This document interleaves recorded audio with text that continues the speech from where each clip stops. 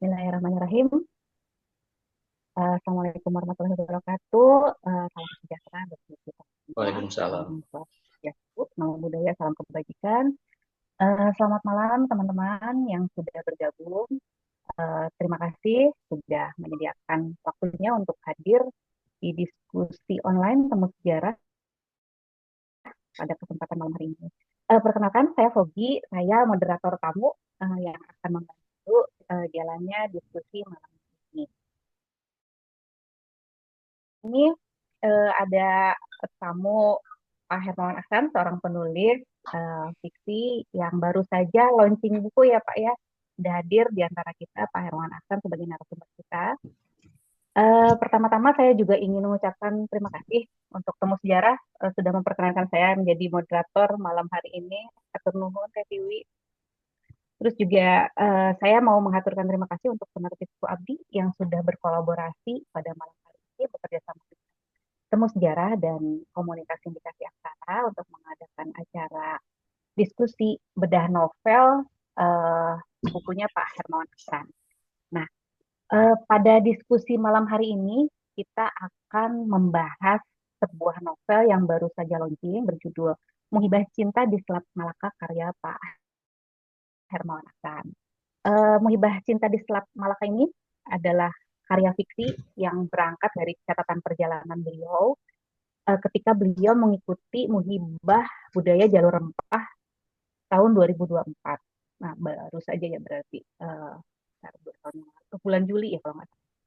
Nah, Muhibah Budaya Jalur Rempah ini merupakan program tahunan Kementerian Pendidikan Kebudayaan, Riset dan Teknologi menggunakan kapal Republik Indonesia KRI Dewa Ruci sebagai medium pelayaran gitu ya, mengundang beberapa tokoh, beberapa peserta yang menyusuri rute jalur rempah wilayah barat Indonesia, mulai dari Jakarta, terus kemudian Belitung Timur, Dumai, Sabang, juga titik-titik lain hingga menjangkau wilayah Malaysia. Nah, Muhibah Jalur Rempah ini bertujuan diadakan oleh Kementerian Kebudayaan itu untuk mengangkat jalur rempah sebagai warisan dunia gitu ya. Itu yang tertulis di beberapa skrip UNESCO yang sekaligus memperkuat diplomasi budaya dan konektivitas kebudayaan gitu ya di negara kita gitu ya, khususnya dalam konteks dunia Melayu. Nah, dalam Muhibah ini para peserta itu disebut Laskar Rempah, sebagian besar adalah anak muda, kemudian tokoh-tokoh budaya, penulis, terus kemudian undangan dari Kementerian Kebudayaan yang kemudian terlibat kegiatan kebudayaan mulai dari seminar, pameran, diskusi, hingga pertunjukan seni. Nah, seluruh rangkaian kegiatan dari Muhibah Jalur Rempah ini diselenggarakan pada Juni hingga Juli 2024. Mengusung tema jalur rempah dan konektivitas kebudayaan Melayu. Nah, yang menarik adalah dari perjalanan ini Pak Hermawan Aksan menuliskan kisah perjalanannya ke dalam sebuah novel fiksi yang nanti akan kita sama-sama diskusikan pada malam hari ini berjudul tadi ya Muhibah Cinta di Selat Malaka. Nah, Muhibah Cinta di Selat Malaka ini mungkin ada nanti kita tanyakan kepada beliau ada hal-hal personal yang mungkin uh, membuat beliau merasa tertarik untuk menuangkan perjalanannya mengikuti acara itu ke dalam narasi fiksi gitu ya. Karena yang saya baca dari karena saya sebetulnya bukan sejarah entusias, tapi ketika membaca narasi deskriptif yang Pak Hermawan Aksan tuangkan, ini tuh bisa dibaca tidak hanya oleh apa namanya sejarah entusias, tapi juga masyarakat secara umum gitu. Dari konteks-konteks sejarah yang beliau paparkan dengan sangat halus, dengan sangat apa ya deskriptif, banyak hal Pak Hermawan Aksan jadikan benang merah gitu untuk proses perjalanan selama beliau mengikuti MDJR ini. Nah, sebelum kita masuk lebih jauh ke diskusi novel ini, mungkin kita mengenal terlebih dahulu sosok penulisnya yang sudah hadir. Pak Hermawan Aksan ini lahir di Desa Jipang, Kecamatan Bantar Kaung, Brebes, Jawa Tengah. Ia dikenal sebagai salah satu penulis Indonesia yang produktif dalam kepenulisan ya. Beliau juga secara aktif menulis dalam dua bahasa sekaligus, gitu, bahasa Indonesia dan bahasa Sunda. Cerita-cerita pendek beliau yang dalam bahasa Indonesia sudah dimuat di berbagai media nasional. Sebenarnya di antara lain di Pikiran Rakyat, Suara Merdeka, Jawa Pos, Media Indonesia, Koran Tempo, serta Koran Indo. Oh, juga di majalah Sastra Horizon. Nah, sementara karya-karya dalam bahasa Sunda hadir juga secara konsisten di media berbahasa daerah seperti Mangle, Cukumanik, Galura, dan Kujang. Nah, dalam konteks kepenulisan kebudayaan, ini Pak Hermawan Aksan juga pernah diundang dalam berbagai forum sastra, salah satunya di Ubud Writers and Readers Festival tahun 2010, serta Borobudur Writer and Cultural Festival tahun 2012. Jadi dengan latar tersebut, tentunya si novel Muhibah Cinta di Selat Malaka ini ditulis seorang penulis yang berpengalaman gitu dalam kerja-kerja jurnalistik, kerja-kerja sastra dan kebudayaan. Gitu. Nah, beliau kini masih aktif sebagai penulis dan editor. Nah, penulisnya sudah hadir di antara kita. Halo Pak Herman Aksan. Halo Pak. Halo juga. Sehat Pak. Alhamdulillah. Alhamdulillah. Iya Semoga Pak. teman-teman juga Ini sehat semua. selamat ya Pak ya, sudah ini lahir satu karya ideologis dari Pak Herman Aksan di tahun 2025 ya Pak ya berarti ya. Iya, Oktober kalau nggak salah. Oh, ini menarik ya Pak ya, karena proses penulisannya itu dari catatan perjalanan Pak Herman Aksan selama mengikuti Unibah Budaya Jalur Rempah ya Pak ya, tahun 2024 berarti itu ya perjalanannya. Eh, Mungkin Bapak mau memaparkan apa sih Pak isinya di novel ini dan kenapa proses perjalanan selama Bapak mengikuti MBJR ini begitu menarik sampai akhirnya Bapak tuangkan ke dalam karya fiksi gitu Pak. Karena setahu saya karya-karya Bapak itu selalu beririsan dengan novel-novel dengan narasi-narasi historis ya Pak. Silakan Pak, mangga. Oke, terima kasih. Selamat malam semuanya. Salam sejahtera. Assalamualaikum warahmatullahi wabarakatuh.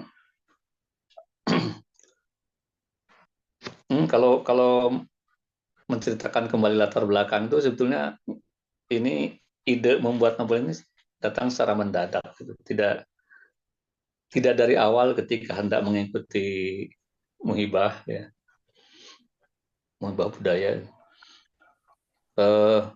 Waktu itu saya juga tidak menyangka akan mendapat undangan dari Depdiknas ya.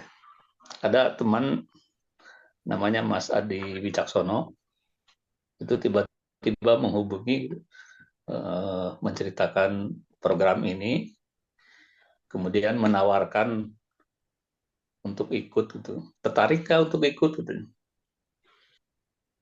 Wah, bukan lagi tertarik, ini sangat tertarik.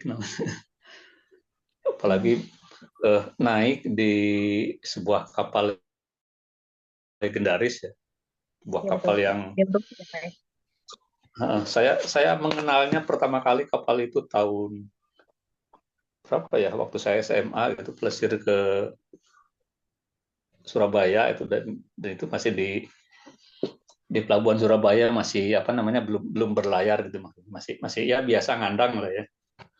Nah, jadi waktu itu para siswa boleh naik ke kapal tapi hanya di geladak atas gitu, di luar, tidak boleh masuk ke geladak dalam, geladak bawah. Nah, tawaran itu tentu saja membuat saya tidak banyak berpikir panjang gitu. Ikut gitu. Ya.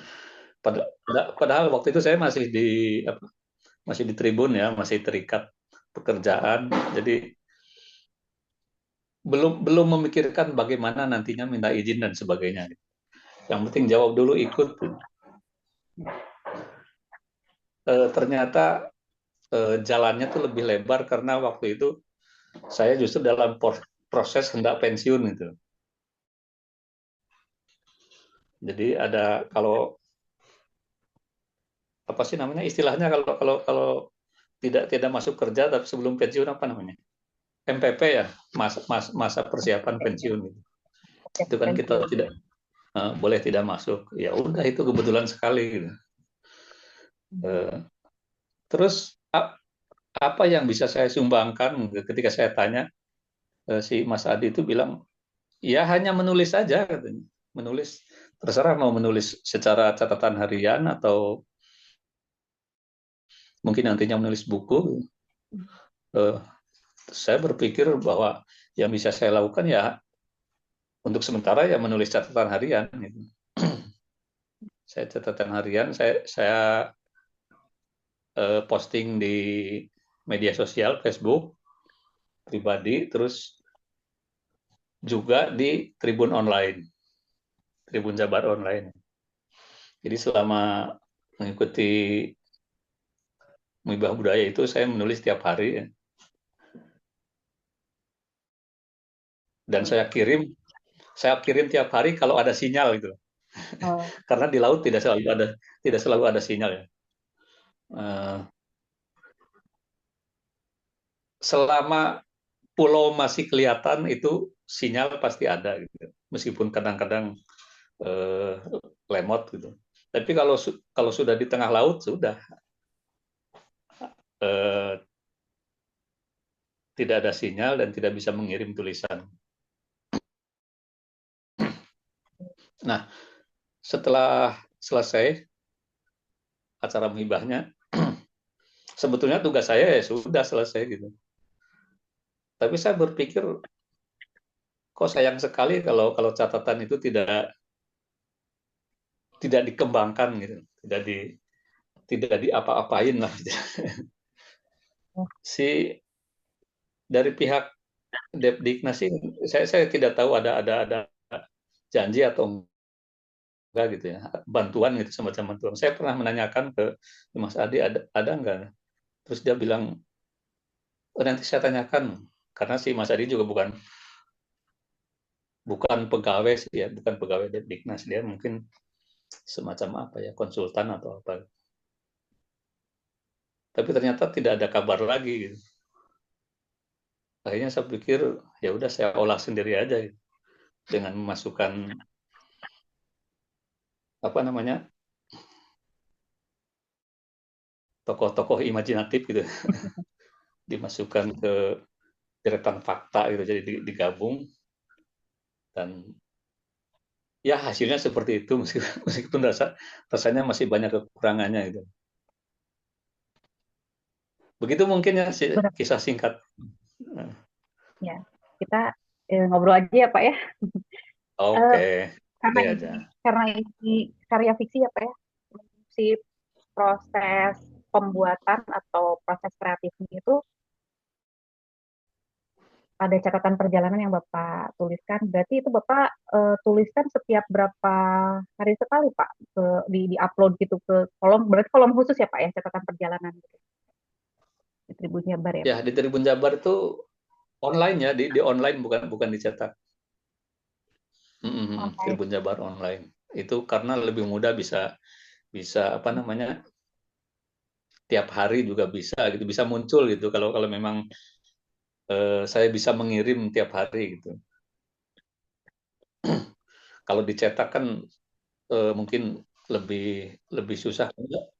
Repot. Ruangan dicetak itu lebih lebih sempit gitu lah istilah. Ya, ya betul. Untuk proses kreatif Pak, berapa untuk khusus untuk novel ini ya Pak ya? Hmm. Berapa persentasenya Pak? Fiksi dan riset dan fakta. Waduh, fiksi dan fakta itu saya nggak bisa menghitung ya. Tapi kalau kira-kira ya, yang jelas bab pertama itu fiksi ya, Ya, berjudul yang Pertengkaran. dilema itu Nah, ya Pak ya, yang dilema itu, si dilema tokoh keberangkatan. uh, si tokoh aku dan pacarnya lah istilahnya ya, bertengkar gara-gara eh, hendak mengikuti muhibah selama 20 hari dan melewatkan acara ulang tahun si pacar itu. Si pacarnya itu marah kan. Nah, itu jelas 100% fiktif lah. Terus ya tokoh tokoh berikutnya itu ya Nyata semua ya Pak ya? Karena ini semua penulis-penulis yang saya kenal juga. Ada Mimi, ya ada Yudi. itu semua tokoh nyata. Mimi Mimi Yudi terus siapa lagi ya? Mbak Debbie Pokoknya Lukito semua ya. lah ya, yang imajinatif itu ya terutama dua ya yang mungkin ya kalau yang lain sih ada tokoh-tokoh kecil muncul sekilas itu ada juga. Misalnya anggota Laskar Rempah yang didekati ketika digeladak ke atas malam-malam lah itu juga fiktif. Eh,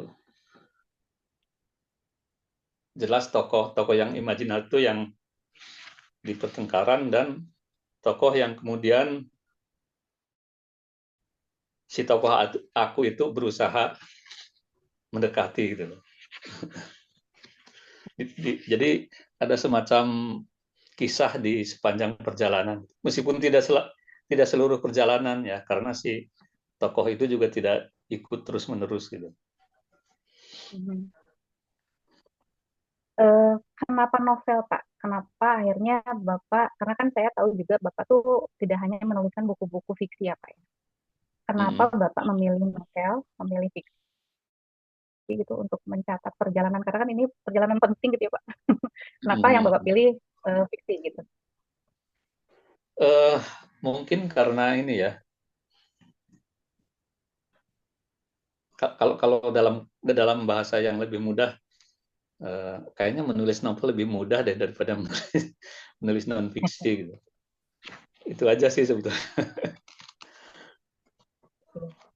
Dan Atau karena kebetulan nyampe ke ya, pembaca, nyampe ke pembaca lebih ini mungkin ya Pak, lebih lebih mudah gitu, apa gimana? ya harapannya sih seperti itu gitu. Saya sebelumnya membaca buku novel ya, novel barat itu bercerita tentang kisah romance dalam perjalanan juga gitu. Tapi itu bukan di kapal ya, tapi di bis gitu, di bus. Saya lupa judulnya, tapi itu berkesan juga gitu. Rasa ketika saya selesai mengikuti ini, kenapa tidak kalau kalau saya mengambil idenya itu seperti itu gitu. Jadi ada semacam kisah romance dalam perjalanan. Gitu. Mungkin itu juga yang memicu lebih cepat gitu untuk menulis, untuk memutuskan udah jadikan novel aja gitu. Kembali ke ini Pak, kembali ke Muhibah Budaya ya, ke MBJR ini. Itu kan proses perjalanan berarti berapa ini ya Pak, berapa undangan ya? Banyak juga ya Pak ya, ratusan. Hmm, MBJR itu dibagi menjadi 3 batch ya, 3 etape. Gitu. Etape pertama itu dari Jakarta sampai Dumai, melewati pulau kepulauan Pulau Bangka Belitung, Provinsi Bangka Belitung. Belitung. Dan itu berlangsung total sekitar 10 hari. Terus batch kedua itu dari Dumai Sabang, Aceh. ke Sabang dulu, terus balik lagi ke Malaka dan berakhir di Tanjung Uban di Kepulauan Riau. Ini itu total waktunya sekitar 20 hari lah. Dan yang etape ketiga itu dari Dumai kembali ke Jakarta sekitar 10 hari. Jadi yang paling lama itu memang batch kedua. Dan saya merasa beruntung mendapat undangan untuk mengikuti batch kedua. Yang batch pertama juga beberapa penulis yang juga teman saya itu seperti Sunli gitu, Sunli Alexander itu ikut gitu. Jadi sama-sama ikut tapi tidak ketemu. Itu uh, batch ke ya, itu batch kedua. Bapak ikut di batch kedua berarti ya Pak? iya, iya. Dan tiap batch itu terdiri atas laskar yang berbeda-beda. Hmm. Masing-masing mempunyai laskar sendiri yang jumlahnya yang berdasarkan apa namanya lamaran ya, lamaran. Kalau saya dengan dari media dan para ahli itu kan berdasarkan undangan. Nah itu sekitar berapa ya? Sekitar 50 mungkin ya kalau total itu. Satu batch itu. Laskarnya, laskar rempahnya. Sementara undangan ya sekitar 20, jadi total 70 gitu. Masing-masing sama Untuk jumlahnya kira-kira. ya, untuk jadi kriterianya apa sih Pak untuk jadi undangan? Apakah ada seleksi, kurasi terlebih dahulu gitu peserta yang Kalau hadir di setiap batch ya Pak? kalau yang peserta itu, yang peserta mengajukan lamaran itu, iya ada seleksi, seleksi usia, seleksi pendidikan mungkin. Saya juga, kalau nggak salah saya juga dimasukkan di situ, tapi saya lupa apa syarat-syaratnya gitu. Hmm. Tapi jelas ada seleksi dan eh, pendaftarnya bisa sampai ratusan gitu. Dan ya Eh, boleh dikatakan mereka orang-orang yang terpilih gitu. Terpilih ya, ya kalau kalau lihat daftarnya juga iya ya Pak ya, maksudnya perwakilan dari berbagai ini elemen juga ya, budaya gitu, ada mahasiswa juga ada ya Pak ya. Mahasiswa, terus Ada mahasiswa, jurnalis, ada. terus ya mungkin teman-teman ini berarti berapa tahun sekali Pak? Setiap tahun? Kalau yang saya tahu 2023 itu ada, dari 2022, 2023 itu ada kalau nggak salah, tapi di daerah timur itu, jadi menyusuri laut. Ada yang sekitar Sulawesi ada. Saya juga kurang begitu hafal ya. Terus yang sebelumnya mengarungi Laut Jawa kalau nggak salah terakhir. Nah, yang saya ini yang barat tuh bisa dikatakan yang paling terakhir ya. Saya tidak tahu apakah tahun-tahun lalu itu ada atau enggak gitu, kurang mengikuti gitu. Tapi kayaknya tidak ada gitu. Saya malah baru tahu yang 2024 waktu Pak Hermawan kan ikut. Karena kan memang lumayan ya itu banyak apa budayawan, terus jurnalis, juga penulis-penulis yang cukup dikenal ya Pak ya. Karena terus juga exposure di media juga lumayan besar gitu. Nah, sekarang ke KRI Dewa Ruci gitu Pak. Kan KRI Dewa Ruci ini kan apa ya? Bapak menuliskan detail-detail teknis gitu. Apakah ini ada hubungannya dengan apa ya? Sejarah kemaritiman misalnya Pak? Dan kenapa eh, Bapak menganggap apa ya teknis-teknis yang Bapak tuliskan gitu, detail-detail narasi yang Bapak tuliskan mengenai KRI Dewa Ruci ini sepertinya penting gitu Pak untuk diketahui orang banyak gitu. Apakah ini ada hubungannya dengan sejarah kemaritiman kita gitu? Mm-hmm. Mungkin bisa dijelaskan oleh Bapak karena kan mungkin teman-teman juga belum baca juga ya Pak ya. Saya hanya melihat bahwa kapal Dewa Ruci ini dilihat dari sejarahnya itu sangat penting ya dalam dalam Angkatan Laut Indonesia. Dan ini termasuk istimewa karena sudah tua dan sudah tua itu diluncurkan pertama kali tahun 53, jadi sudah 70 sekian tahun dan masih bisa berlayar gitu. Pabriknya itu pabrik kapal ini di Ya, Jerman. Jerman. Waktu itu membuat kapal yang sejenis ada 3 gitu, termasuk Dewa Ruci. Nah, yang 2 itu sudah nggak ada, sudah nggak ada lagi, sudah nggak bisa berlayar gitu. Tinggal Dewa Ruci sekarang. Itu menurut saya merupakan salah satu kebanggaan Angkatan Laut, setidaknya Angkatan Laut Indonesia sudah bisa menembus apa namanya, berlayar di Atlantik, terus di Atlantik Pasifik, jadi keliling dunia lah pernah gitu, sampai tiangnya patah karena ombak dan sebagainya. Berarti nggak semata-mata sarana transportasi ya Pak, ya, tapi juga ini apa artefak sejarah gitu ya Pak ya, KRI Dewa Ruchi Enggak, juga. ini memang bukan kapal transportasi ya, ini kapal latih lah Perjalanan, istilahnya. apa perjalanannya. Kapal latih Angkatan Laut Republik Indonesia. Hmm. Ini Bapak menuliskan sangat detail gitu. Mungkin akan sedikit saya bacakan gitu ya dari narasi yang Pak Hermawan Aksan tuliskan di dalam bukunya mengenai teknis bagaimana KRI Dewa Ruchi ini melakukan perjalanan sampai berapa sebenarnya kecepatan KRI Dewa Ruchi ketika melaju dari Dumai ke Sabang. Bapak sampai menggunakan perhitungan ya Pak ya. Iya. Ambil saja jarak antara keduanya 830 km dan waktu tempuhnya mulai Rabu 19 Juni 2024 pukul 9 hingga Sabtu 22 Juni 2024 dini hari.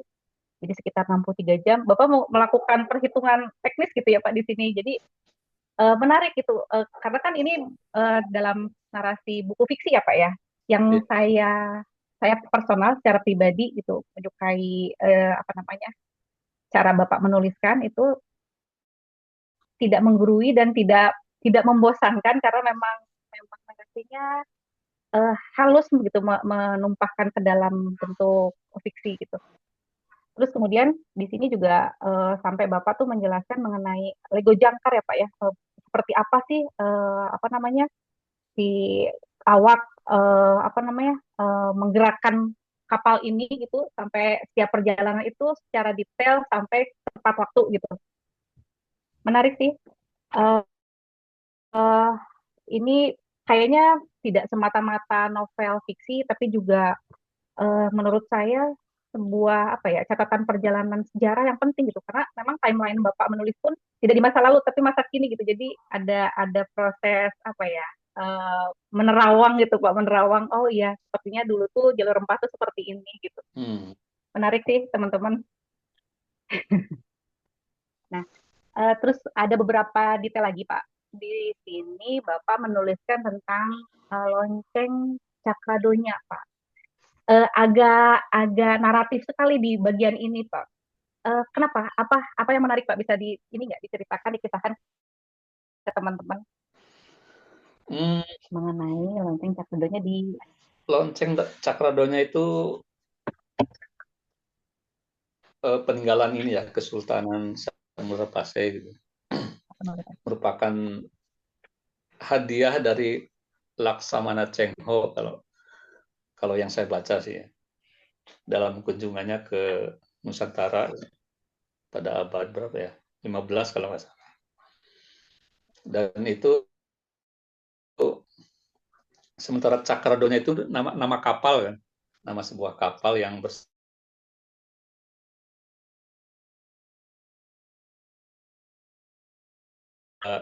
Dewa Ruci gitu. Nah, karena kapalnya jelas sudah tidak ada, yang tersisa ternyata loncengnya itu masih ada gitu. Dan sekarang tersimpan di museum di Aceh, Museum Aceh. Eh, dari keberadaan lonceng itu juga kita eh, bisa membayangkan loncengnya aja sebesar itu, sebesar apa kapalnya. Loncengnya itu berapa meter ya? Ya mungkin setinggi, karena menggantung ya saya tidak bisa mengukur kira-kira berapa tingginya, tapi ya mungkin setinggi manusia lah, setinggi manusia lah. ya, Lonceng itu biasanya dibunyikan di dalam kapal. eh, yang menarik eh, dalam proses perjalanan ini, yang paling menarik Pak, atau yang paling berkesan buat Bapak waktu itu ke wilayah mana Pak? Hmm, susah juga untuk menilai karena hampir hampir semua yang disinggahi ya menarik ya. Seperti di Aceh kita masuk Museum Tsunami, terus mampir juga di masjid yang bersejarah Baitur Rahman sampai di Gubernuran. Terus kemudian di Subang, di Sabang, kok Subang sih? Sabang itu mengunjungi berbagai benteng ya, benteng peninggalan sejarah juga, benteng peninggalan tentara pendudukan Jepang waktu itu. Misalnya benteng namanya Benteng Anu Hitam, terus ada Benteng Mateo juga peninggalan peninggalan tentara Jepang. Kemudian banyak bangunan yang masih tercatat di dalam pelangnya itu dibangun tahun 1900 sekian gitu. Ada rumah sakit kuno juga di situ yang dibangun abad 19, akhir abad 19. Dan berakhir, kalau di Sabang itu berakhir di Tugu 0 kilometer. Itu sangat sangat menarik. Dan ketika ngobrol dengan salah satu ahli, ternyata Tugu 0 kilometer itu bukan aslinya tidak di situ gitu.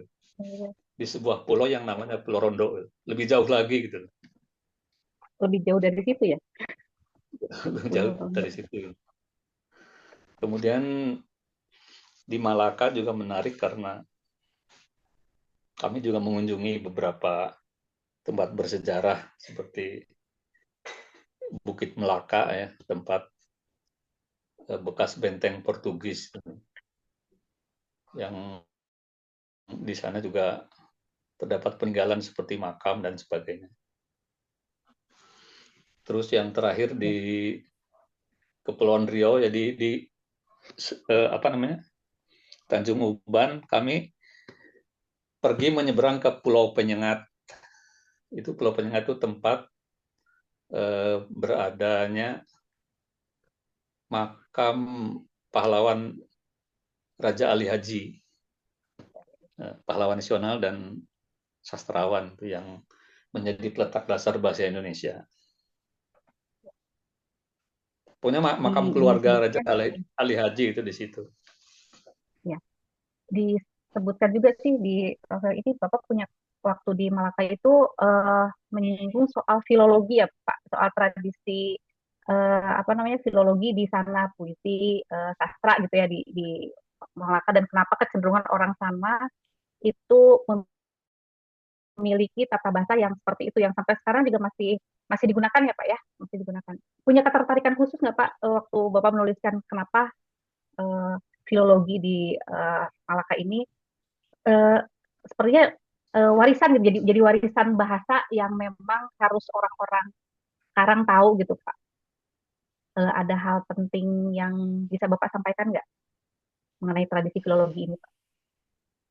Hmm, saya sebetulnya yang tertarik itu bukan dari sisi sisi itunya ya, tapi bahwa orang Malaysia itu eh, apa namanya sebetulnya Indonesia itu lebih beruntung karena punya lebih banyak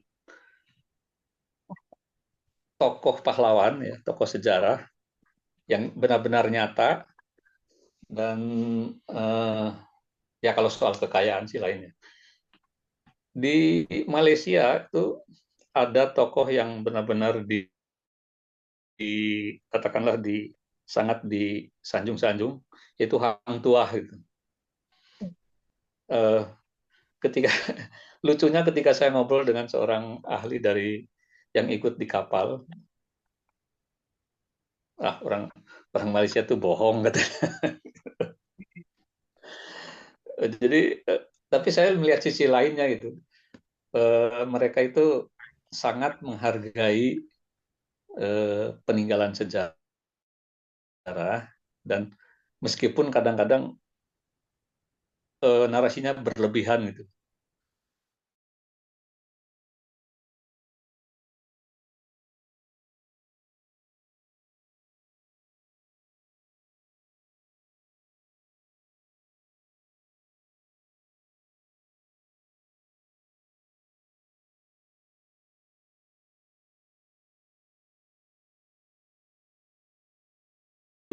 Ketika menceritakan tentang tokoh Anu, wah mungkin tidak benar-benar seperti itu gitu. Ya begitulah setidaknya ketika saya mengunjungi misalnya Bukit Melaka ya, di dekat Bukit Melaka itu ada replika istana itu, istana kerajaan,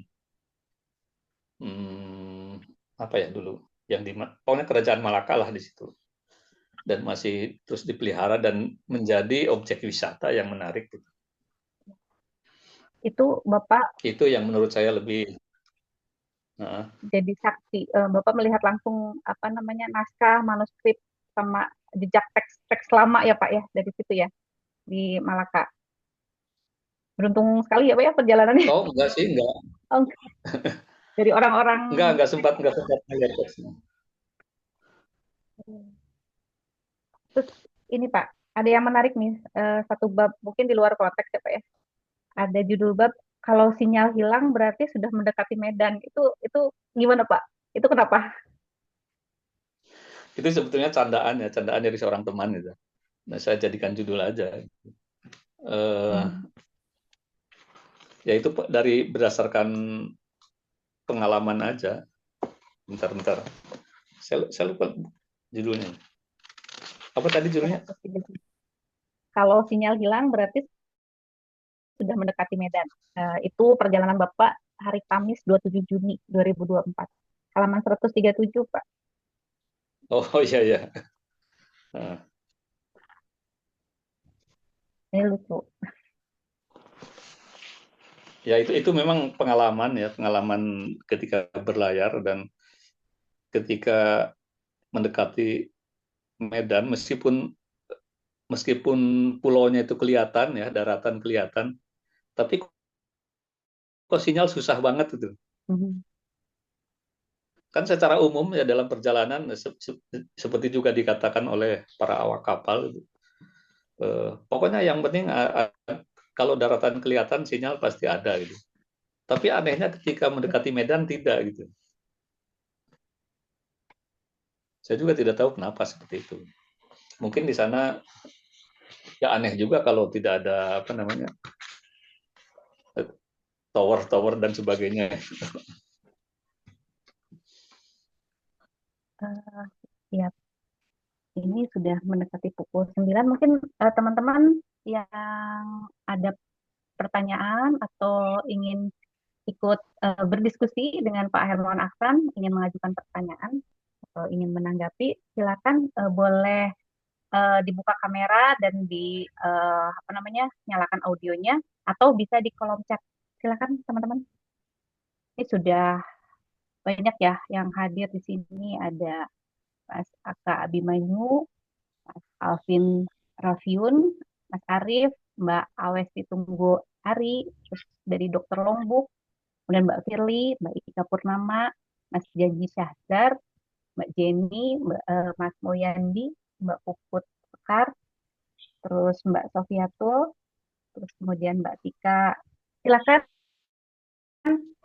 kalau ada yang ingin ditanyakan langsung pada Pak Hermawan Aksan. Kebetulan beliau hadir malam hari ini dan bukunya masih baru nih teman-teman. Bisa juga teman-teman dapatkan di apa namanya Gramedia, toko buku Gramedia.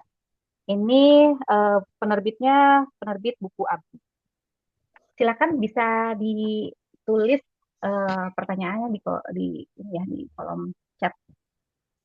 Lanjut lagi Pak, ini mengenai apa ya? Karena kan diadakannya berarti oleh Kementerian Kebudayaan ya Pak ya.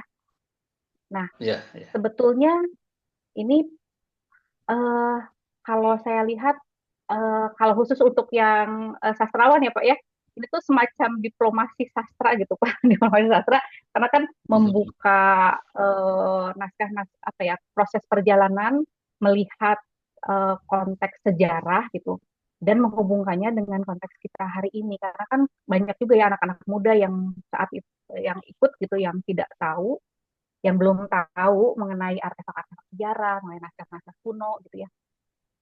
Menurut Bapak gitu eh, penting apa sih Pak si proses perjalanan ini untuk Bapak ya secara personal mengubah hidup Pak Hermawan Aksan gitu terus kemudian juga teman-teman yang lain apakah sempat masih masih ngobrol kah apa gimana menurut mereka sepenting apa sih Pak proses perjalanan ini gitu untuk konteks sastra gitu Pak khususnya.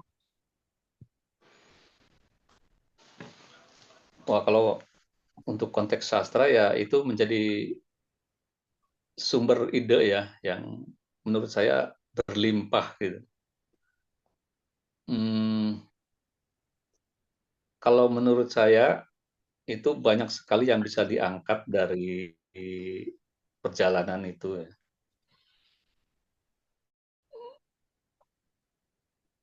Tentu dari kisah tentang kapal itu sendiri, Dewa Ruci, terus kisah tentang tempat-tempat yang dilewati, yang disinggahi, terus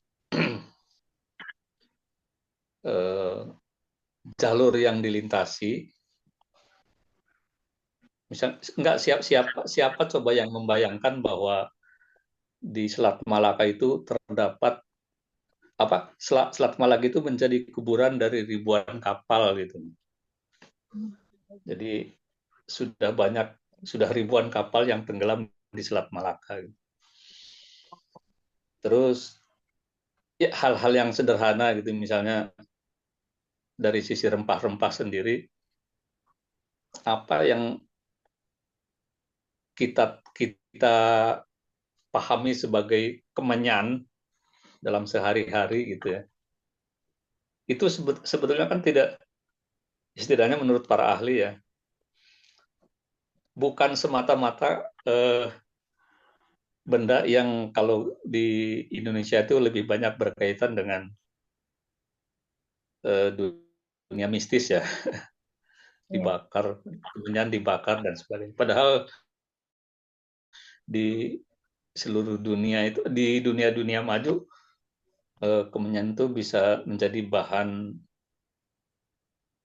parfum gitu kalau Parfum ya kalau nggak salah. pewangi ya Pak. Ini ada pertanyaan dari Banyak, di kolom chatnya Pak ya. iya Eh, ya. saya bacakan dari Mbak Alesti Tugu Ari. Apa sih tujuan utama dari diadakannya ekspedisi Selat Malaka itu? Mangga Pak, silakan dijelaskan. Oke, tujuan utamanya yang saya pahami itu untuk mengangkat kembali atau memperkenalkan kembali sebuah jalur perdagangan di masa lalu yang kalau bisa dibandingkan ya dengan misalnya dengan jalur jalur sutra gitu ya dari Cina, India gitu dan seterusnya. Sementara kita juga punya jalur yang disebut jalur rempah gitu. Waktu itu perdagangan rempah berlangsung di Nusantara ya. Tidak hanya di Selat Malaka yang menghubungkan kerajaan-kerajaan tertentu, tapi juga sampai ke pulau-pulau lain, sampai ke Makassar gitu misalnya. Itu jadi memperkenalkan kembali dan nantinya eh, berusaha untuk diakui oleh UNESCO gitu. Jadi ini sebagai apa namanya ya cagar budaya atau apa gitu lah. Saya kurang paham namanya. Jadi eh, merupakan kekayaan budaya Indonesia yang diakui oleh dunia gitu. Seperti itulah kira-kira. Bisa dibilang cagar budaya siap ya, karena kan memang eh, apa ya namanya ada bentuknya gitu, ada scriptnya setelah perjalanan pun memang itu terekam ya Pak ya, terekam dan banyak orang jadi tahu gitu mengenai jalur rempah ya Pak ya. Mm-mm. Terus exposure-nya juga besar sih kemarin di media, jadi masyarakat banyak yang tahu juga karena kan baru 2024 lagi kalau nggak salah tadi saya cek, sebelumnya tuh udah agak lama juga itu tidak ada apa namanya, tidak ada perjalanan muhibah jalur rempah Pak, baru 2024 Mm-mm. lagi ada. Ya. Teman-teman, eh, ada lagi ya, ada lagi nih yang bertanya. Untuk apa diupayakan ada pengakuan dari UNESCO? Apa dampak positif yang akan kita dapatkan? Mangga Pak. Wah, kalau kalau itu sebetulnya bisa ditanyakan ke Depdiknas ya yang lebih tepat ini.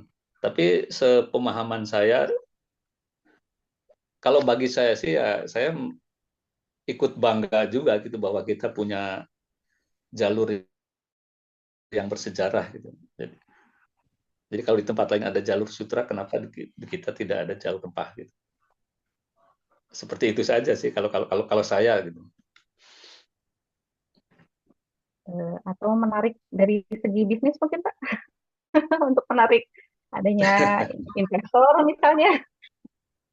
Mungkin juga saya tidak berpikir terlalu jauh sampai ke sana gitu.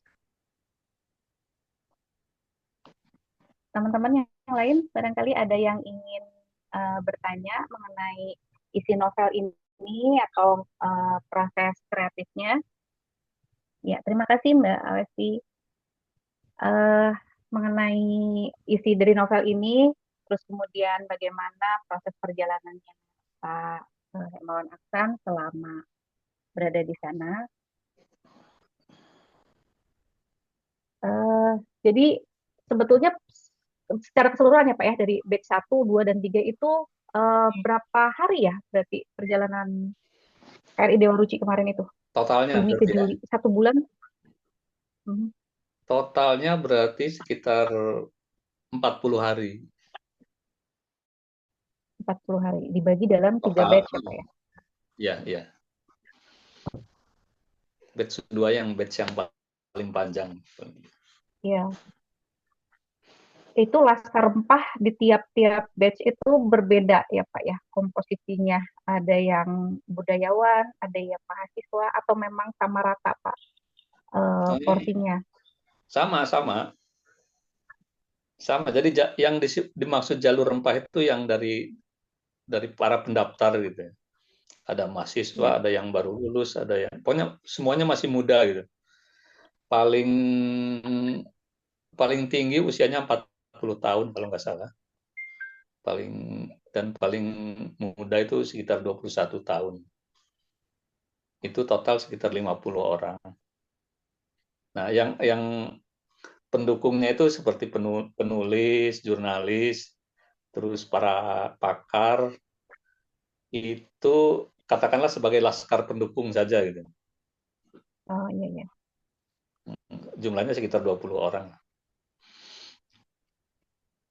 Ini tadi dari Mbak Awesti, saya sudah pesan novelnya dari marketplace. Terima kasih Mbak Awesti. Ya, penasaran juga ya Pak dengan proses perjalanannya yang Bapak tuliskan di novel ini. Ya, eh, teman-teman yang lain silahkan barangkali ada yang ingin ditanyakan pada Pak Hermawan Aksan, entah itu tentang novelnya atau juga proses perjalanannya. Silakan, atau ingin berbagi mungkin ada teman-teman yang pernah ikutan juga atau ada yang berasal dari wilayah yang dikunjungi oleh Pak Hermawan Aksan mungkin. Nah, itu menarik Silakan. gitu. Ya, barangkali ada yang ingin dibantah, tidak seperti itu sebetulnya. Kadang kan kalau isu daerah tuh anak daerah lebih tahu ya Pak ya mengenai mengenai isu Iya, di iya. lingkungannya gitu, mengenai sejarah di lingkungannya. Seperti misalnya gini loh, benar nggak sih kalau di daerah Melayu itu tidak ada kerupuk gitu? Ya, itu terjawab nggak Pak? Atau mitos saja? Ya, bukan maksud saya sepanjang perjalanan Ah, di Muibah itu, tiap daerah-daerah Melayu itu tidak ada, saya tidak menemukan kerupuk gitu. Jadi kalau makan itu kok rasanya ada yang kurang karena kita Iya, biasa makan kalau pakai kerupuk. biasa pakai kerupuk. Hmm. Itu emang beneran ya Pak ya? Emang nggak ada kerupuk ya? Yang Enggak, dimasak. saya tidak menemukan sepanjang. Ya. Eh, Tapi jadi kalau memang nggak enak. masakannya itu rempahnya tuh kuat-kuat kayak di Ya. Banda Aceh sama di Sabang itu makanannya enak-enak karena rempahnya kuat. Pak, dari perjalanan ini, MBJR 2024 ini, outputnya apa sih Pak? Berupa naskah atau apa ya? Naskah akademik kah atau apa? Karena kan memang yang diikut sertakan banyak budayawan, banyak peneliti ya Pak ya, banyak jurnalis juga gitu. Outputnya sebetulnya apa ya Pak ya? Kementerian Kebudayaan mengadakan perjalanan ini. Ya kalau dari para penulis memang yang diharapkan ya tulisan-tulisan baik berupa artikel di media maupun buku gitu ya. Teman saya juga Yudi itu sudah MBJR. menerbitkan buku berdasarkan MPJR ini. Satu kalau nggak salah saya, kalau nggak salah ingat. Eh, Kemudian setahu saya yang dari Laskar Rempah sendiri yang diharapkan itu adalah karena mereka kebanyakan generasi ini ya, generasi Gen Z gitu, dan generasi milenial. Gitu. Mereka diharapkan membuat banyak konten video gitu, tentang Hmm. perjalanan itu. Dan yang saya lihat memang banyak yang membuat konten gitu di sepanjang perjalanan. Ya mungkin harapannya memang eh, apa namanya di Muhibah ini proses perjalanan menyusuri jalur rempah ini memang akhirnya bisa disampaikan ke publik gitu ya Pak. Lewat kacamata yang berbeda mungkin budayawan seperti apa gitu, teman-teman Gen Z seperti apa gitu ya, karena kan ya konteksnya mungkin akan berbeda gitu, akan variatif sekali ya Pak ya. Saya Iya, iya, sempat iya, cek seperti juga itu.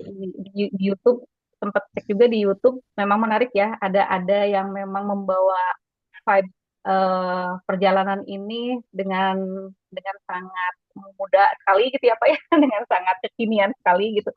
Kalau tulisan-tulisannya Pak Herwan Ahsan, Mas Yudi Heribowo kan lebih ke sastrawi gitu. Mungkin ya ada ininya lah, ada pasarnya gitu untuk menyampaikan ini. Mungkin Masing-masing memang kalau sengaja variatif ya Pak ya. iya, Memang iya. sengaja mungkin Kemendikbud juga mengundang secara variatif mungkin ya Pak ya. Oke, Iya, iya. teman-teman barangkali ada lagi yang mau bertanya.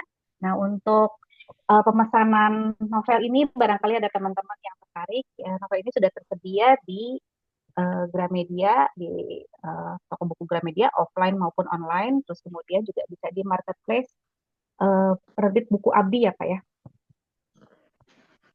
Boleh dicek. Eh, jadi waktu proses kreatif, Pak, kembali lagi ke proses kreatif, penulisan naskah ini. Jadi Bapak sama sekali belum terpikirkan akan menuliskan novel gitu, Pak, selama perjalanan di sana. Atau memang sudah punya niatan sebelumnya? Oh, saya akan Belum, menulis belum novel sama. nih, jadi digas ya.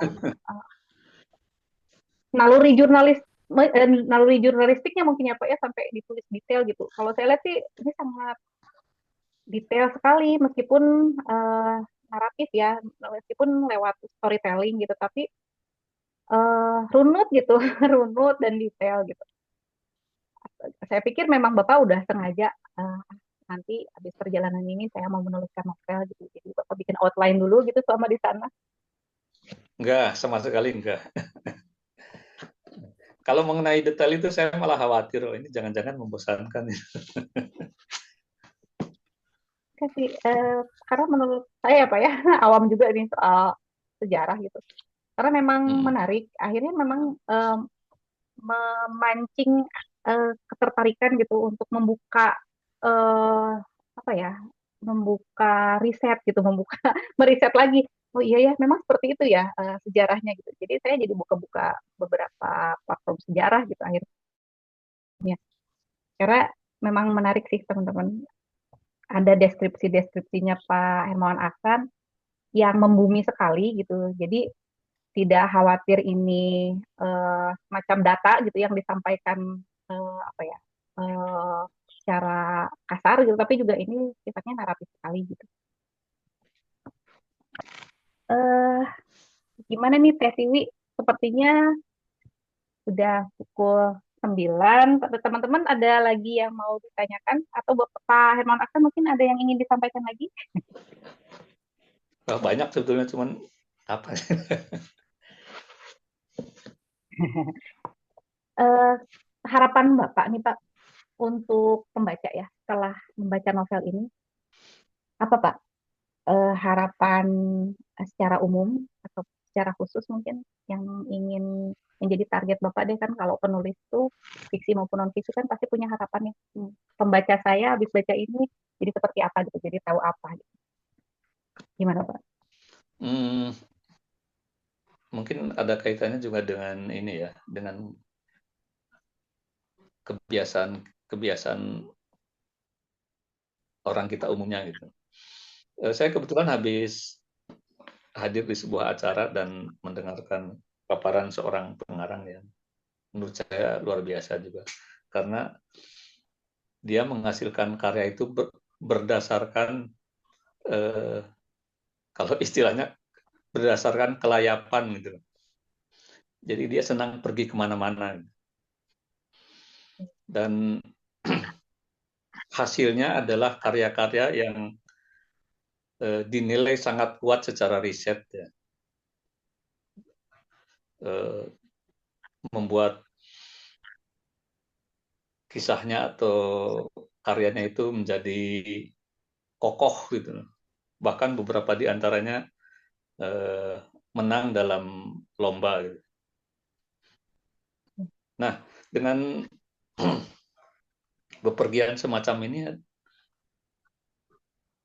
saya melihat bahwa itu membuktikan bahwa kelayapan yang dilakukan oleh pengarang itu benar gitu.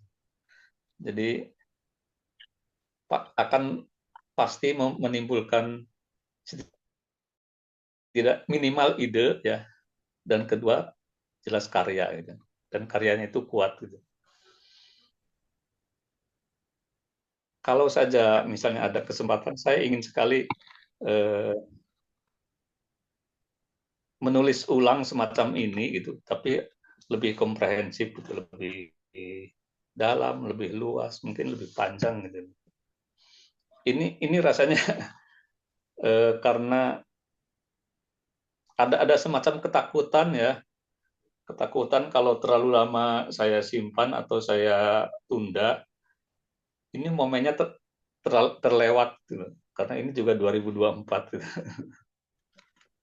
Masih kontekstual. Kalau misalnya terbit baru 2030 kan udah terlalu lama gitu. Seperti itu. Berarti ada keinginan untuk menuliskan ini ya, Pak, Jadi menuliskan buku yang lebih lengkap ya Pak ya, versi Pak Hermawan Aksan gitu. Catatan perjalanan Pak Hermawan Aksan. ya setidaknya dalam imajinasi saya seperti itu. Ditunggu Pak, ditunggu karya berikutnya. Ya.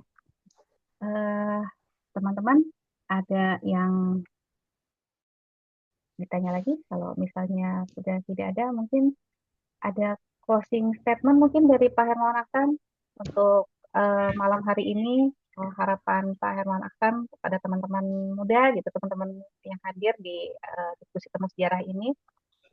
Eh, Apa Pak? Silakan. Masih statement aja Pak.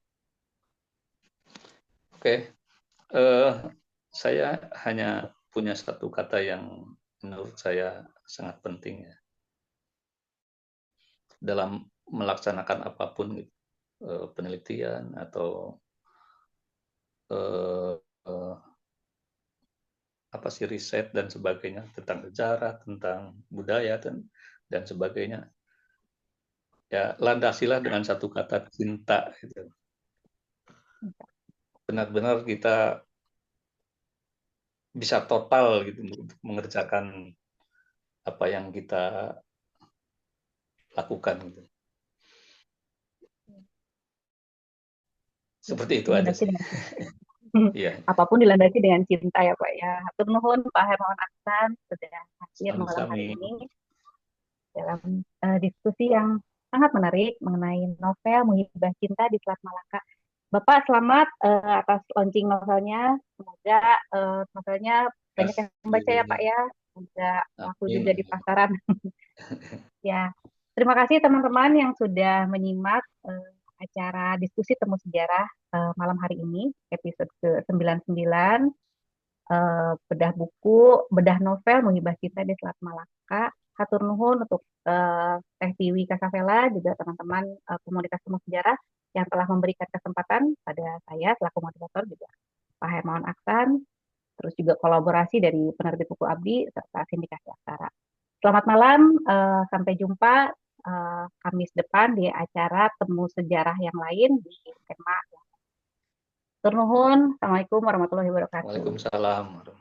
Kita foto bareng dulu ya kan? Ya, Foto dulu, Mangga. kita foto dulu boleh. Yang bisa open cam, kan? Kan? Foto. Boleh.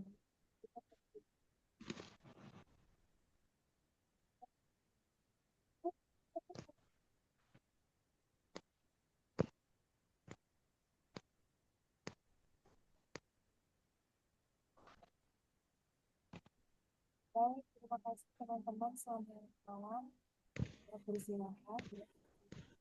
Salam. Nuhun Tiwi. Terima kasih Pak Hermawan Aksan, Teh Hogi, Sindikasi Aksara. Sama-sama.